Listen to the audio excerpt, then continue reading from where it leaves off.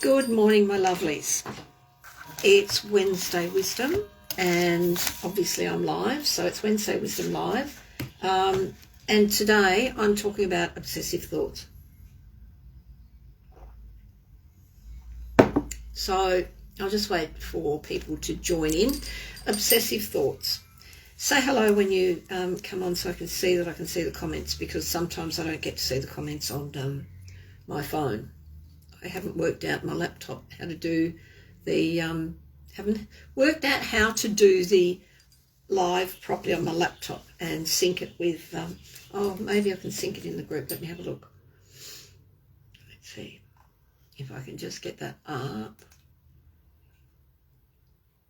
Yeah, so I'm going to be talking about obsessive thoughts, which is a really big topic, and I have over my lifetime come across a lot of people who have obsessive thoughts. What are obsessive thoughts? Obsessive compulsive disorder.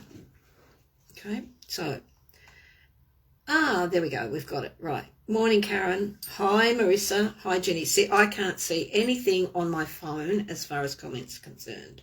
So, obsessive compulsive disorder. I have it as well. And I try my hardest to pull it into normality, okay? And I know what triggers mine. So I'll talk about obsessive compulsive thoughts. They're thoughts of any kind that can just run around your head. They play over and over and over on repeat like a stuck record.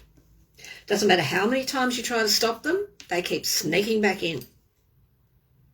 They can also present themselves not necessarily as words, but also as images in your mind.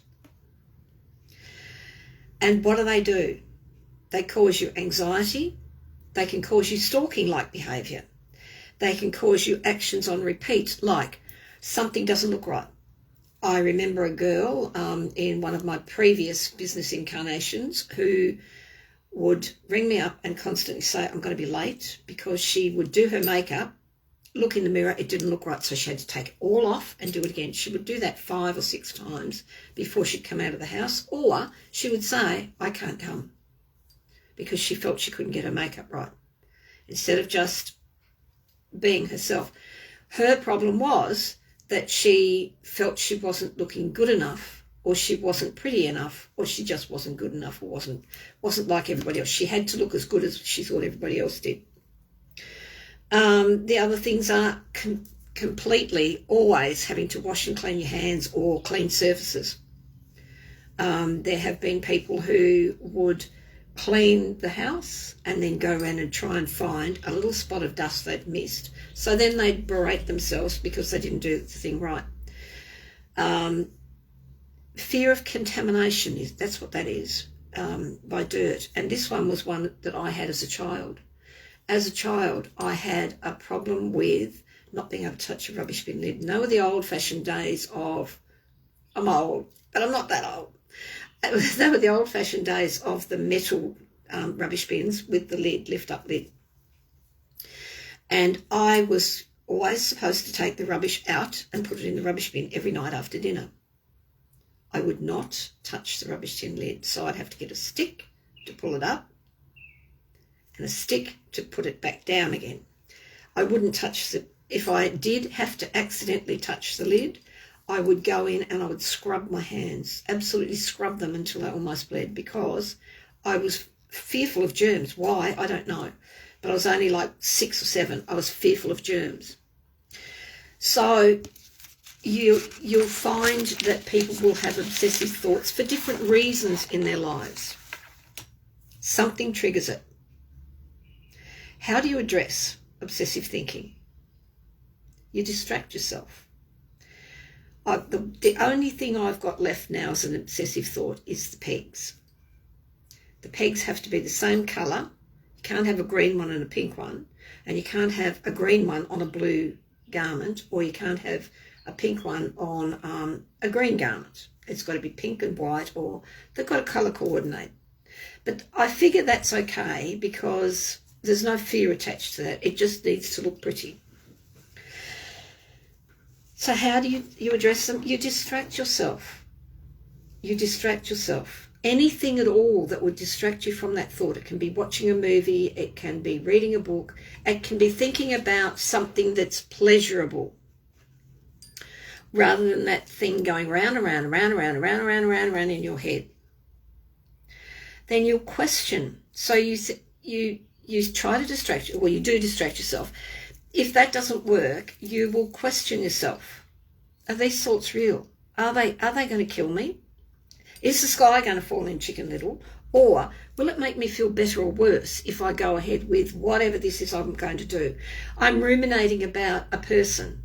I want to be their friend, or I want them to be my friend, or I want them to be my girlfriend or boyfriend. They don't necessarily want to be in your life, or they don't want to be your friend because you don't really have anything in common. Or you're ruminating about, why hasn't Joe Blow or Joanne Blow been in touch with me for so long? What have I done? What have I done? It's not necessarily you've done anything. So will they kill you? Will they make you feel better or worse? So look at the thoughts and go, is this making me feel better, or is it making me feel worse? Am I becoming a nuisance to people, or am I becoming detrimental to my own health? Work on your self-esteem, because most times obsessive thoughts, which are anxiety-based, most times it's because we have low self-esteem. Our self-esteem encompasses our self-worth and our self-love. If we don't love ourselves just as we are, or if we don't think we're very good at anything, or we just think we don't belong, or we're useless, we don't have self-esteem. So we look to someone who can give us that self-esteem. We look outside of ourselves for something that's going to give us the self-esteem, something that's going to make us feel better. You know, people who say, oh, I'm always looking for my happy place. Your happy place is inside you. If you're looking for something out there to make you feel happy, it's not going to happen. Think about the times that you've broken up with somebody because it didn't make you happy, and you looked for the next person. That didn't make you happy. And the next person, that didn't make you happy. Or you've changed jobs to make yourself happy, or, which is the wrong reason, you've got to change a job because something's not working for you. It's not that you're not happy necessarily alone. It's got to be more than that. You've got, also look at moving from one place to another to find your happy place. Your happy place is inside. And you'll know that you're in the right place when you've moved because your whole soul is sparkling. So I didn't move states because I was looking for my happy place. It was time for a change, and I was moving for the right reasons. And the change was that this is where I was meant to be for a long time. So you work on your self-esteem and you take action to do something different. So you catch yourself thinking these obsessive thoughts and you stop yourself and say, I'm going to do something different this time. I'm going to challenge those thoughts. Because what is it that you're obsessing over? Why are you obsessing? Because you think each time you think this thing, maybe there'll be a different outcome this time. Last time it didn't work, but maybe this time it might work. Maybe you'll get it right this time, or maybe that person will actually want you this time, or maybe they'll decide to feel sorry for you and want you in their life. It's not going to happen. You're obsessing, you're making yourself sick, you're making yourself more anxious, and making yourself feel worse. Meditate. Find out what makes these thoughts happen. What is the trigger? Dig deep. There's always a trigger. There's always a trigger. Always a trigger. And at the time when I was a child, I didn't know what the trigger was for my obsessiveness with germs. But I know now it was because I was brought up to wash my hands and brush my teeth and brush my hair constantly, and also having my mouth washed out with soap. So that made me feel dirty inside. So I didn't want to put any more dirt in me. It was something that I took on board from somebody else, not from myself. So that's why I was paranoid about germs. So we look to dig deep to find what the trigger is. And oftentimes it's because we've had a traumatic experience, a sad experience in our childhood. So most of these sad experiences or thoughts are brought about by fear. Fear of being alone, fear of germs, fear of not being good enough, fear of not being perfect, fear of not being like everybody else, fear of never being able to secure a boyfriend or have a loving relationship, fear of not making enough money, fear of not being able to be abundant. All these things come into play. So a sad or traumatic life can often be the main trigger, which needs healing. So we need to know what it is that triggered this. What event in our life triggered these obsessive thoughts? And then that thing needs to be healed. So we should not overvalue relationships that aren't ever going to go anywhere, because it just means that we become a nuisance to the other person, or we actually start devaluing ourselves even more. It is possible to stop. So how do you stop? Distract yourself. Ask the questions. Are these thoughts real? Will they kill me? Will they make me feel better or worse? Work on your self-esteem. Take action to do something different by challenging the thoughts. Saying, this isn't real, it's not going to help me. I'm going to do something different. I'm going to think about something else or concentrate on something else. Meditate and find out what makes these thoughts happen. Dig deep to find the trigger. So that's it from me. Has anyone got any questions?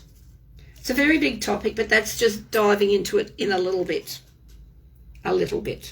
And in my membership this weekend, we're doing an obsessive thought meditation, and also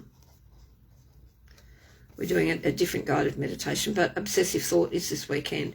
So if you've got obsessive thoughts and you want to talk about it, shoot me up with a DM. I don't mind. I'm happy to help. Oh, look, will you stop going off? My laptop's just decided to turn itself off and go round and round, and I'll sign back in because I think someone just typed something. No, that's it. Okay, Jenny said very interesting. Thank you. Okay, so that's it from me. Lots of love to you, and I'll see you again next week. I'll pop a link up here for my YouTube channel, because I am now going to be doing a meditation every Monday on my YouTube channel. I've got my tongue tied today.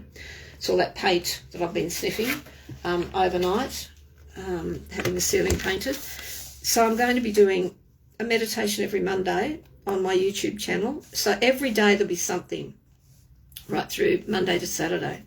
I'm working on what they're going to be. The Wednesday Wisdom will go up there, of course, but each day there'll be something different, a different topic that I'll be discussing. So I'll pop a link up for you to join. If you're not subscribed to my YouTube channel, please do so. And don't forget, if you have anything you want me to talk about on Wednesday Wisdom, put a DM in for me and I will quite happily discuss it for you. So thank you for joining me today, and I look forward to seeing you in the group further. Bye for now.